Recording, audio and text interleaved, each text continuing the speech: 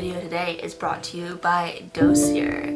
Dossier reproduces high-end luxury scents, but at a fraction of the price. It's actually incredible. All their scents are either $29 or $49.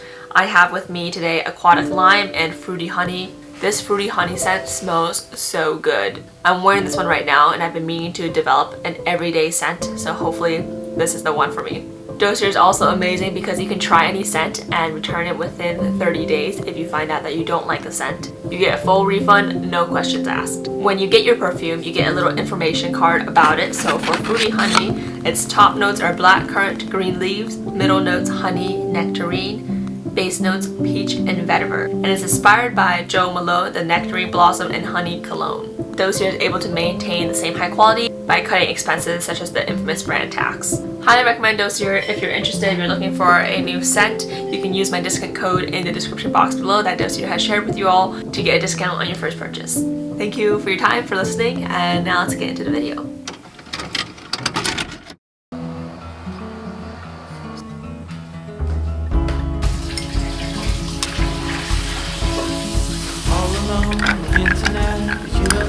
Forget about yourself. You look so pretty! Yay!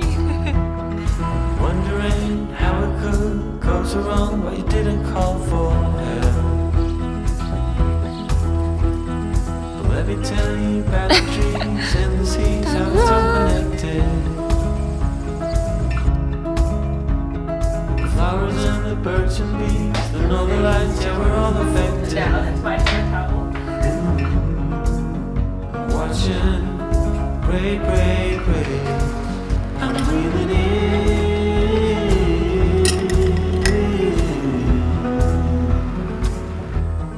Hello everybody. It's actually extremely warm out right now. I think it's 80 something degrees. I am in a different location right now. I'm in the Berkshires in Massachusetts. I have been here for the past 2 weeks with Julian and his family. It's fully in the countryside. We have little to no service and very spotty Wi-Fi. We've been half working remote and taking a few days off here and there. So working remotely has definitely been a little bit of a challenge, but it is so nice out here. I'm fully living out my cottagecore dreams. We're on the East Coast, and the East Coast is so different from the West Coast.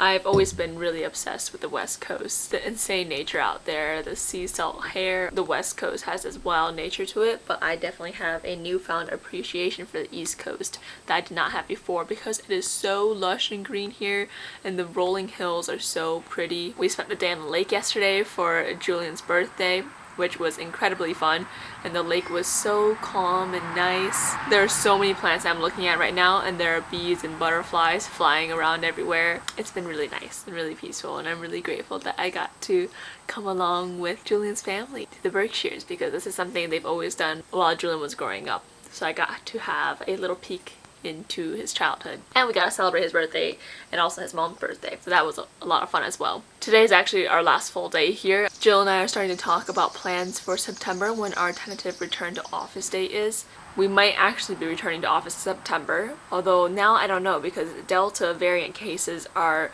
going up again, so now I'm wondering if they're gonna push back the date again, which makes it really hard to plan for. So Jill and I were having a discussion today about what we're gonna do, because ideally if we don't have to return to office, I would like to avoid signing a long-term lease, but it looks like we're leaning towards going back to our respective cities. So Julian, my boyfriend, he lives in San Francisco. He'll go back to San Francisco, I'll go back to Seattle or sign a lease in anticipation that we do return to office in September and just adapt from there, because then we will have a home base to go to in the case that we do return to office.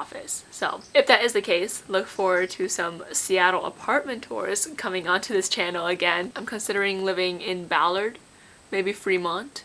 I'm considering Capitol Hill, which is where I lived before in Seattle. And I'm also slightly considering South Lake Union. I want to live something a bit greener, so like northern Capitol Hill sounds really appealing to me right now, but South Lake Union is also really nice because I get a view of the water, and I can also live in between Ballard and Capitol Hill a little bit, because that's where most of my friends are and I want to be able to access both places. The downside of living in Ballard is that I would just have a long commute to work. I'm aiming to spend less than $1,800 per month on rent. That is my goal, but rent prices are starting to peak again now that more people are returning to the city, so that might be a little harder to achieve than I initially anticipated. We return to the city, New York City tomorrow, and I think we're going to stay there for 2 more weeks. So I have a few more New York City vlogs in store for you all, which I'm very excited about. One last thing before I go back to work. I'm sitting on the front porch right now of the kind of Airbnb rental that we're staying in, and it's made me realize that if I ever live outside the city or have my own house in the future, I really want a front porch. I always thought it was all about the back patio, the back deck, but now it's about the front porch.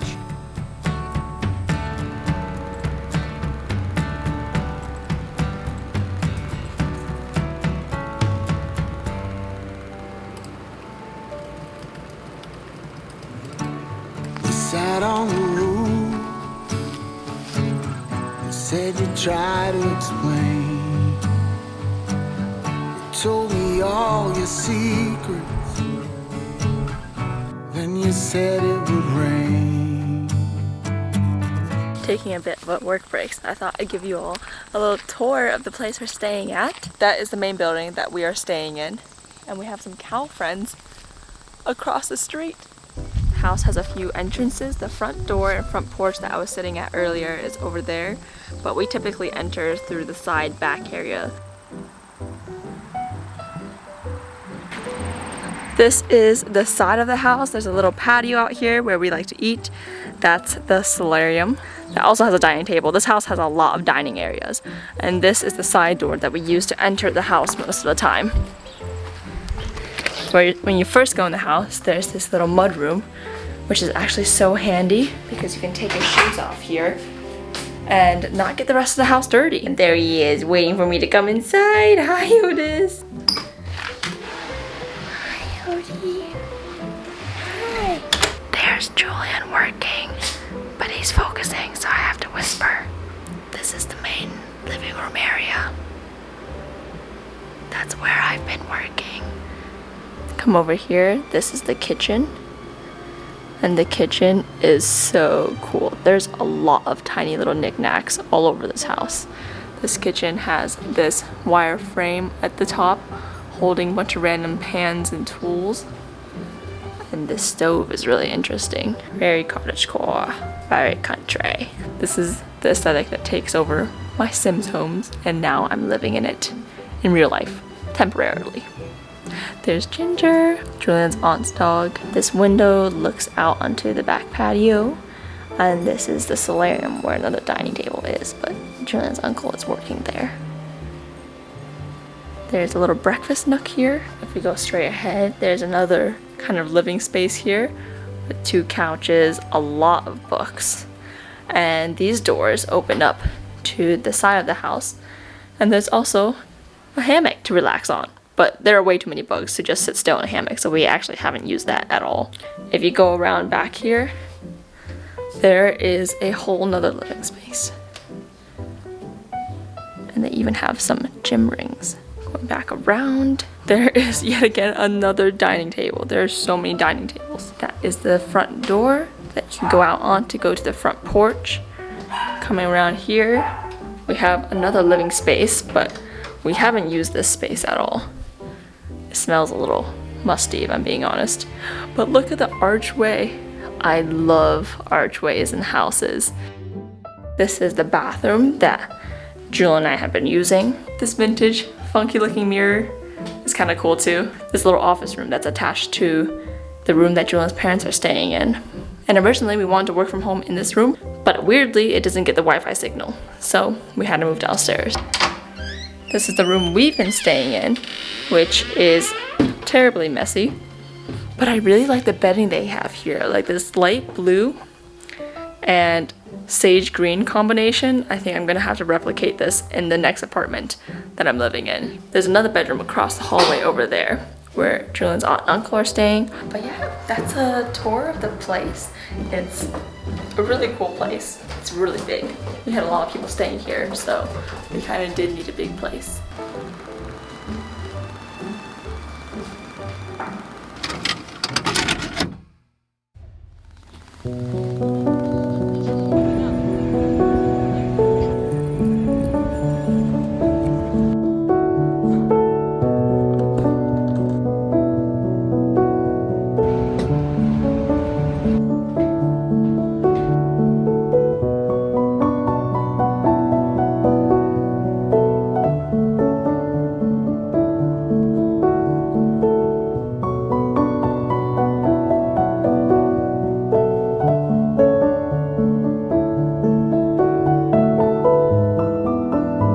everybody, we are back in New York City. It is Thursday, July 29th. I'm currently working in Julian's childhood bedroom, and it's just been a busy day today.